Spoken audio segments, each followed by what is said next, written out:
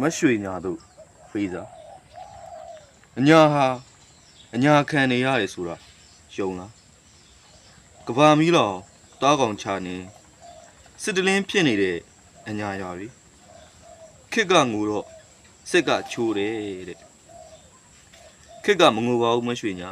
မြို့ပြမှာပျော်လို့ပါလို့ကလို့ခုံလို့စစ်ကရောချိုးသလားပန်းနဲ့ပေါက်နေတာမဟုတ်သလိုပန်းခင်းလန်းကိုရှောက်နေတာမဟုတ်ဘူးလမ်းပြောင်းနေတဲ့လူငယ်တွေဖက်ကျန်းတောက်ပြီးဂန်းဖောက်နေကြတာပြန်စရာအိမ်မရှိတဲ့အိမ်မြေးလူတွေပေါ့ငါတို့ဟာရေပေါ်သည်မဟုတ်မရွှေညာ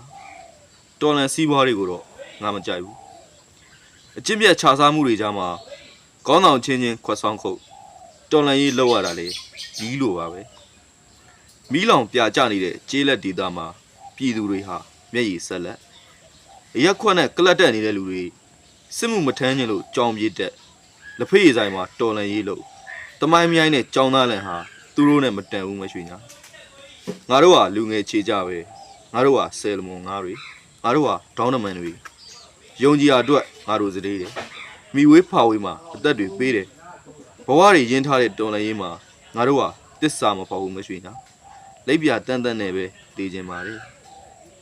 ထပ်ပြီးပြောပြသေးမရွှေညာကြီးရေပေါ်စီတွေကိုငါမုန်းတယ်